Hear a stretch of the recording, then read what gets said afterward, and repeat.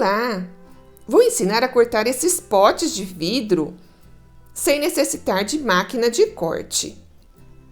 E assim podemos aproveitar para os artesanatos. Eu sou Maria Amélia Mendes, seja bem-vinda a mais um vídeo do canal. Você vai precisar de potes de vidro, cordão de algodão, álcool em gel mais de 70%, bacia grande com água e fósforo. Pegue o vidro e coloque água até a altura que deseja cortar.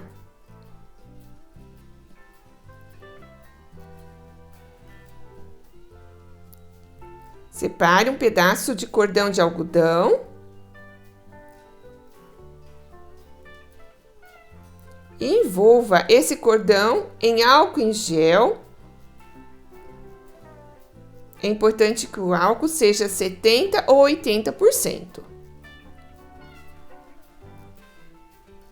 Este é próprio para acender churrasqueira. Envolvido o cordão em álcool, então amarre na lateral do vidro. Dá um nó bem apertado. Corte o excesso do cordão. Verifique se está na mesma altura da água.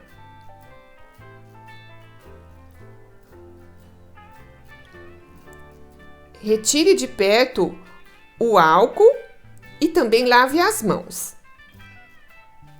Limpe todo o álcool que escorreu pelo vidro. Então, coloque fogo no cordão. Passe a chama em toda a volta para certificar-se que todo o cordão pegou fogo.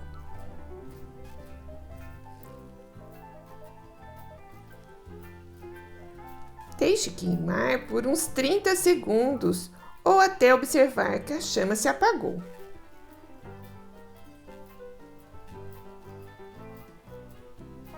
Então, coloque o pote dentro de uma bacia com água. E aí está, ele partiu-se justamente onde estava o cordão.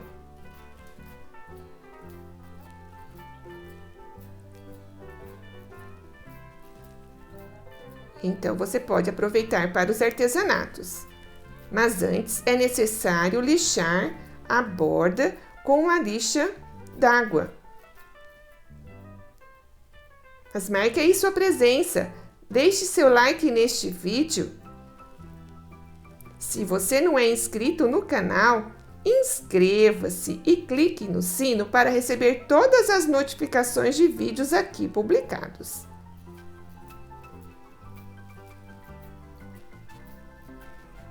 E então você pode aproveitar os vidros para fazer lindas peças de artesanato para sua casa ou para presentear.